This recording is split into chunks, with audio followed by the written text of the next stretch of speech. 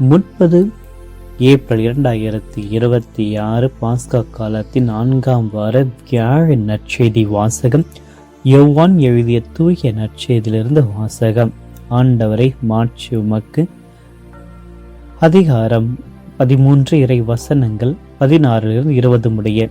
அக்காலத்தில் சீடர்கள் பாதங்களை கழுவிய பின் இயேசு அவர்களுக்கு கூறியது: பணியாளர் தலைவரை விட பெரியவர் அல்ல, தூது அனுப்பப்பட்டவரும் அவரை அனுப்பியவரை விட பெரியவர் அல்ல என உறுதியாக உங்களுக்கு சொல்கிறேன்.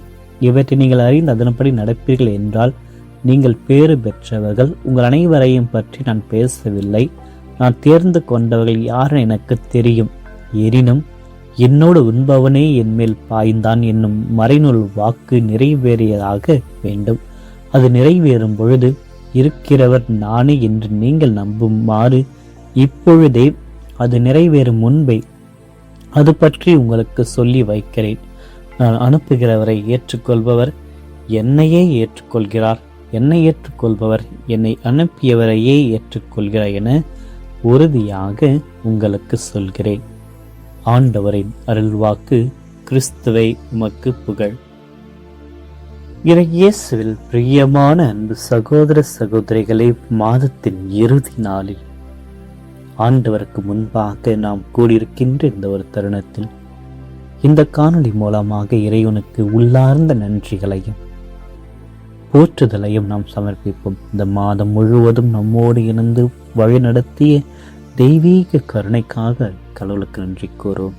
உயிர்ப்பினுடைய நாயனாக உருவெடுத்து இந்த ஒரு மாதத்தில் இறைவனுடைய பாசத்தையும் பராமரிப்பையும் நாம் பல விதத்தில் அனுபவித்திருப்போம். அதற்காக இறைவனுக்கு நன்றி கூறுவோம்.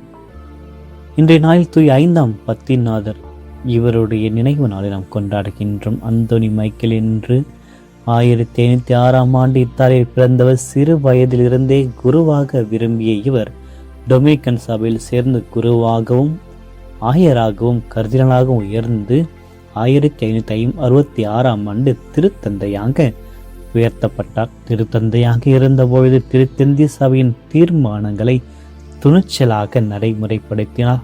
திருச்சபைக்கு எதிரான பிரிவினைகள் எதிர்த்து உறுதியுடன் செயல்பட்டவர்.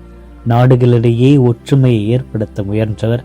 ஆனால் பல முயற்சிகள் தோல்வியடைந்தன. இருந்தாலும் மனம் தளராமல் தொடர்ந்து உழைத்தார். 1571ஆம் ஆண்டு துருக்கியர்களுக்கு எதிரான போரில் கிறிஸ்துவ நாடுகளை பாதுகாத்தார். அவருடைய தனிப்பட்ட வாழ்க்கையில் ஆழ்ந்த ஜெப வாழ்க்கையும் தியாகத்தையும் ஒழுக்கத்தையும் ஏழைகளுக்கு உதவி புரிதலையும் நோயாளிகளுக்கு ஆறுதல் கூறுதலையும் நாம் இவரிடத்திலிருந்து கற்றுக்கொள்வோம். தோல்வியை தோல்வியாக பார்க்காமல் வெற்றியினுடைய படிக்கட்டுகளாக பார்க்க முயலவும். தூய பத்தினாரை போல தோல்விகள் நாம் துறந்து விடாமல் தொடர்ந்து முயற்சி செய்து இறைவனுக்காக வாழ்ந்திட இந்த நாளை இறைவனிடத்தில் நாம் ஒப்படைப்போம். இந்த நற்செய்தி வழியாக இறைவன் மற்றொரு அழகிய வாழ்க்கை பாடத்திற்கு நம்மை கொண்டு செல்கின்றார். என்ற இறை வார்த்தை ஒரு உண்மையான ஒரு வாழ்க்கையை நமக்கு அளிக்கிறது. பணிவோடு சேவை செய்வதையே உண்மையான கிறிஸ்துவ வாழ்க்கை. முதல் இயேசுவை வார்த்தையை நினைவு கொள்வோம்.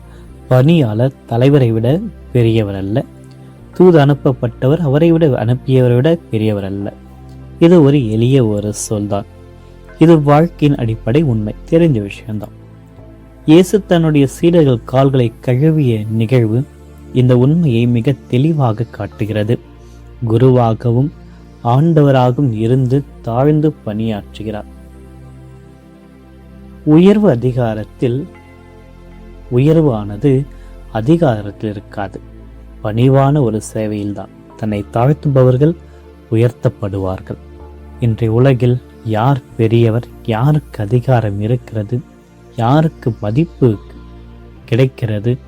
இப்பொழுது நாம் தேர்தல் காலத்தில் இருக்கின்றோம், வாக்குகளை அளித்திருந்திருக்கின்றோம். ஆக இந்த ஒரு நிலையிலும் யாரிடத்தில் இந்த அதிகாரம் செல்ல போகிறது?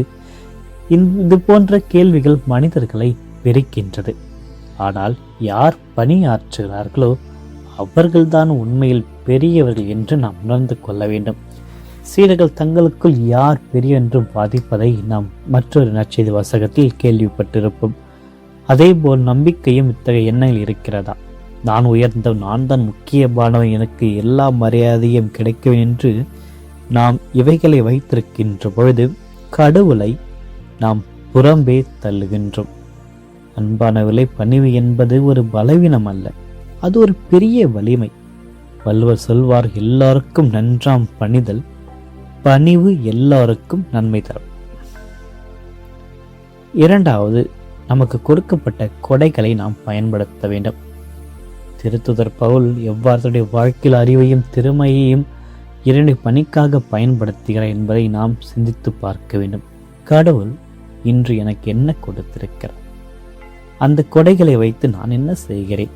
என்னுடைய அறிவு, திறமை, செல்வம் அனைத்தையும் கடவுளை கொடையாக நாம் எண்ணுகின்ற பொழுது அது நமக்கு மட்டுமல்லாமல் பிறருக்கு உதவுவதற்காக பயன்படுத்த வேண்டும். உண்மையை நாம் பேச வேண்டும். கடவுளை தூதராக நாம் மாற வேண்டும். நம்பிக்கை உரியவராக மாற வேண்டும். அனுப்பியவருடைய செய்திகளை உண்மையாக நாம் அறிவிக்க வேண்டும்.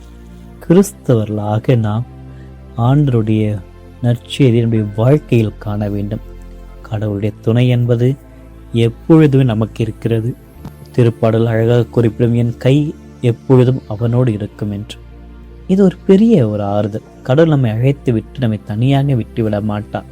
நாம் சந்திக்கின்ற எந்த விதமான சோதனைகளாக இருந்தாலும், சிரமங்களாக இருந்தாலும், இறைவன் நம்மோடு இருக்கிறார் என்பதை உணர வேண்டும்.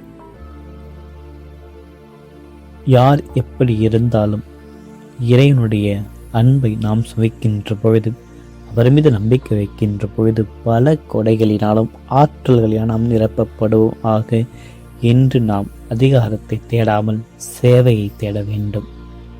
உயர்வை தேடாமல் தாட்சியை நாம் தேட வேண்டும். இறைவனுடைய நற்செய்தியின் தூதுவர்களாக மாற வேண்டும். கடவுளுடைய துணையை நாம் நம்பிக்கையுடன் ஏற்று வாழ வேண்டும். இவ்வாறு வாழ்கின்ற பொழுது இறைவன் நம் அனைவரையும் நிறைவாக ஆசீர்வதித்து இந்த நாளில் மகிழ்ச்சியும் வெற்றியும் நமக்கு அளிப்பாராக. ஆமென். மன்றாடுவோமாக.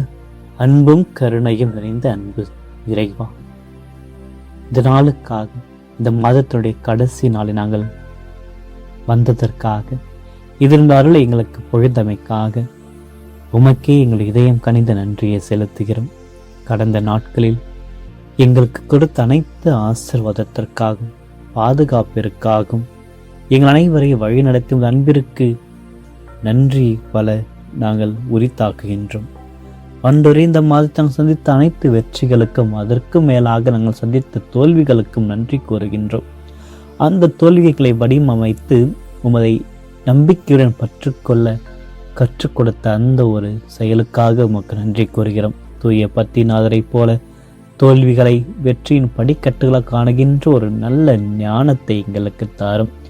இந்த புதிய நாளில் எங்களுக்கு அருளி இந்த நாள் முழுவதும் நாங்கள் எடுக்கின்ற ஒவ்வொரு அடியும் ஆண்டவருடைய திருவுளத்தின் படி அமையட்டும்.